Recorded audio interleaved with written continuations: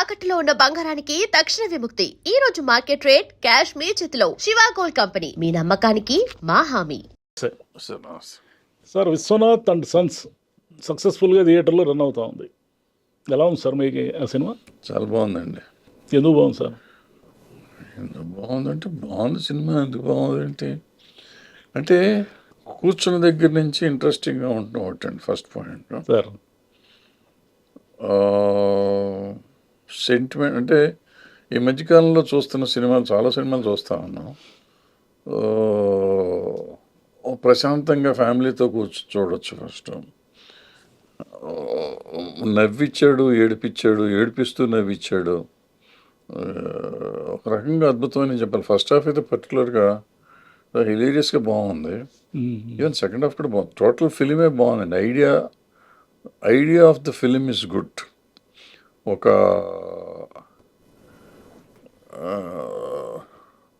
Relationships పర్టికులర్గా తల్లి కొడుకు, భార్యాభర్తలు, వాళ్ళున్న పిల్లలు, వాళ్ళ మనస్తత్వాలు, ఇట్లా there are so many angles అండి దాంట్లో మాట్లాడటానికి. తండ్రి కొడుకులు, తల్లి పిల్లల రిలేషన్షిప్, తల్లి కొడుకు రిలేషన్షిప్ ఒకటని కాదు. నేను ఇప్పుడు కోతలు రాయడని ఒక సినిమా తీశానండి లాంగ్ బ్యాక్. చిరంజీవి గారితో తీశాను.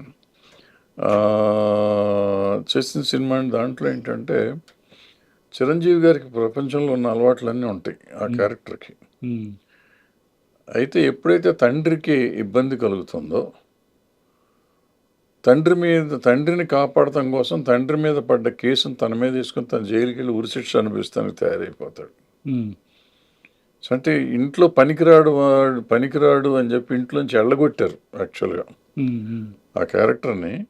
వీడు చేసే తప్పుడు పనులని ఇంట్లో సహించలేక, మర్యాద గల కుటుంబం మంది, మర్యాదగా తీసేస్తున్నాడు వీడు అని చెప్పి వాడిని ఇంట్లోంచి ఎళ్ళగొడితే, ఏ మనిషినైతే ఏ తండ్రి అయితే తన్నేసి ఎళ్ళగొట్టాడో ఆ తండ్రి ఇబ్బందిలో ఉన్నప్పుడు ఆ కొడుకు అతన్ని కాపాడతాడు. ఇది బేసిక్ లైన్ అది సినిమా.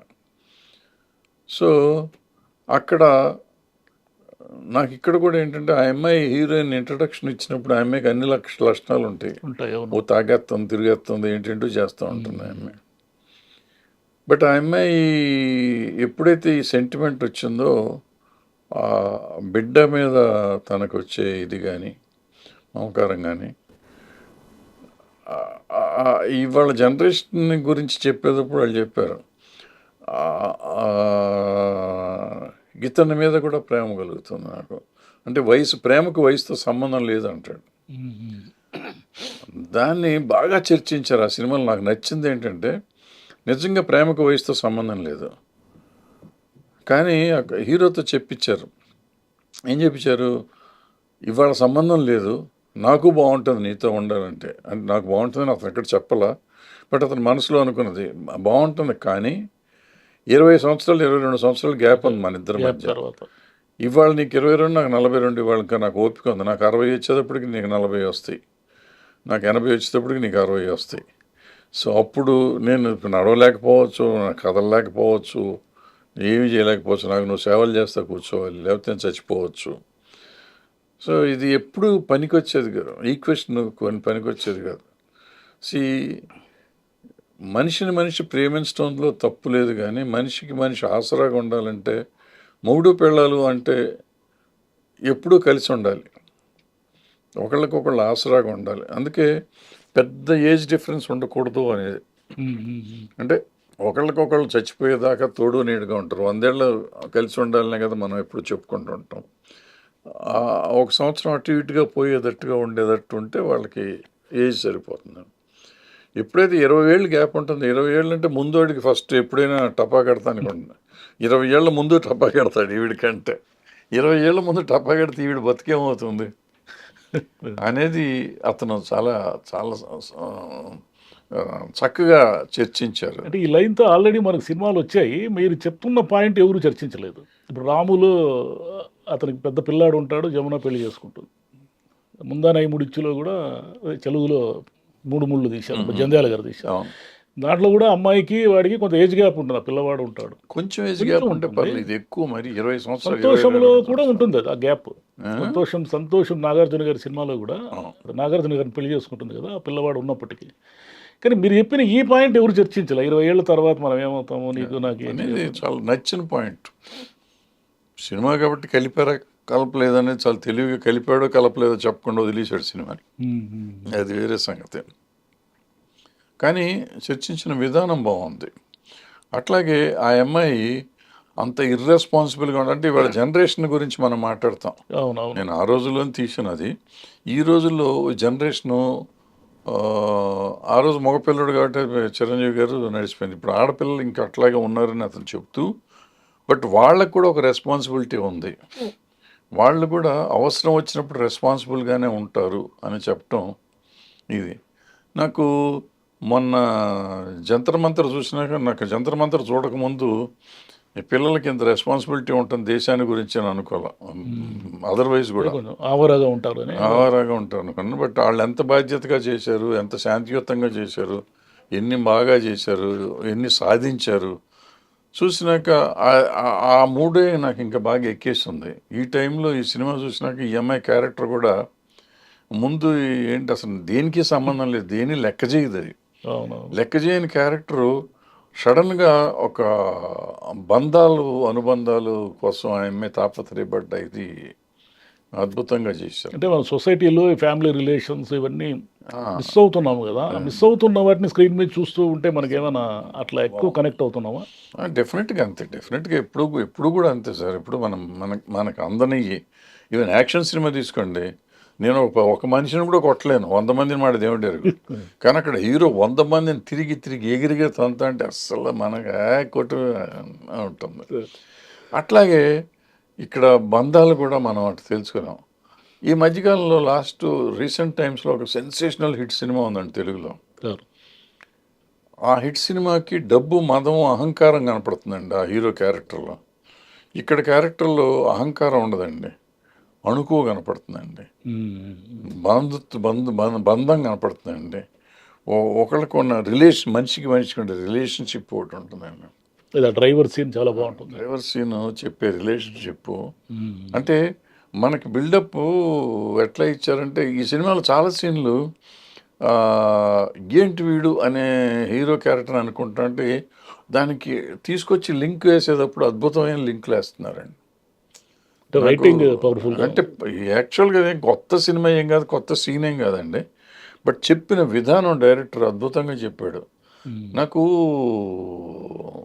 రాఘవేంద్రరావు గారు కృష్ణ గారితో 3-4 సినిమాలు చేశారు మొదట్లో, అని పోయినాయి. అప్పుడు ఆయన ఒక సినిమా కానీ తీశాడు, ఊరికి మొనగాడు అని. ఊరికి మొనగాడు చాలా పాత సినిమా కదా, ఊరు నుంచి ఎక్కడో వచ్చాడు, అల్లుడు ఇల్లు ఊరు సరి చేశాడు, ఆ పిల్లని కూడా చేసుకున్నాడు, సూపర్ హిట్. అది చాలా సింపుల్ కథ, సూపర్ డూపర్ హిట్. అందులోనండి ఇట్లాగే ట్రీట్మెంట్, ప్రతి సీను ఒక రివర్స్ ట్రీట్మెంట్ ఉంటుంది. ఆ ట్రీట్మెంట్ చేసి ఇప్పుడు కూడా దీంట్లో ఇప్పుడు ఆ డ్రైవర్ సీన్ తీసుకోండి, డ్రైవర్ని రానివాడు ఏంటి మనిషి దున్నపోతా ఇట్ట చేస్తాడు ఏంటి అంటే 6 నెలల నుంచి కూర్చోబెట్టి బయట ఆపుతాడు ఏంటని, ఎందుకు ఆపాడు అనేది మనకు ఆ సీన్ చేసేసరికి అసలు కళ్ళెమ్మటి నీళ్ళు వచ్చేస్తాయి. ఇంత అద్భుతం అనమాట. అట్లా మన ఏడిపించిన సీన్లు చాలా ఉన్నాయి. డెఫినెట్గా వెంకీ అట్లూరి నిజంగా ఆ రైటింగ్ అద్భుతం అండి, ఆలోచించిన కథ అద్భుతం. ఈవెన్ ఆ ప్రొడ్యూసర్లు సితారా ఎంటర్టైన్మెంట్ వాళ్ళు ఆ సినిమా చేయటం కూడా అద్భుతం అండి. ఎందుకంటే ఈ రోజుల్లో ఎవడు చూస్తాడు ఇటువంటి కథ అనుకునే కథ అది. బట్ ఆ కథని సూర్య హీరో కూడా ఒప్పుకొని చేయటం కూడా గొప్పే. అతను పెద్ద హీరోని, అతను నాకు ఆయన కోసం 2 ఫైటింగ్లు పెట్టిన 1000 కోట్ల సినిమా 2 ఫైట్లతో మారిపోతుందండి, కథ అదే కదండి. అనవసరం అనిపించాను, అనవసరమైన కథలు అయినా ఉంటే తప్పదు.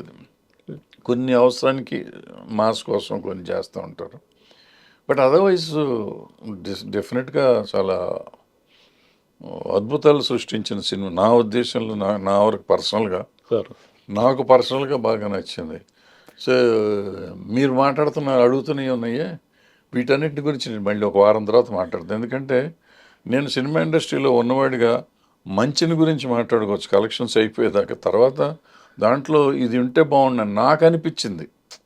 అదే అదే. మీకు అనిపించింది కాదు, నాకు అనిపించినవి దీంట్లో ఇది ఇలా ఉంటే బాగుండు అనుకునేవన్నీ ఒక వారం తర్వాత మళ్ళీ చెప్తాను కావాలంటే. ఇప్పుడు మాత్రం సినిమా బాగుంది. నిన్న ఆల్మోస్ట్ హౌస్ఫుల్. నిన్న రోజు full అవుతుంది సార్, రోజు full. 4:30 ఆటకి వెళ్ళా నేను. అవును, బిగ్ డేస్లో కూడా ఫుల్ అవుతుంది. నిన్న వర్కింగ్ డే కదా, మండే. 4:30 ఆటకి వెళ్తే ఆల్మోస్ట్ థియేటర్ ఫుల్. ఒక 10 సీట్లు ఖాళీ ఉన్నాయి. అంటే రాధికా గారు కూడా సినిమాకి చాలా ప్లస్ అయ్యారు అసలు, ఆ తల్లి క్యారెక్టరు. అందరూ అన్ని క్యారెక్టర్ ఎవరు బాగా తప్పేం చేయలేదు, అందరూ బ్రహ్మాండంగా చేశారు.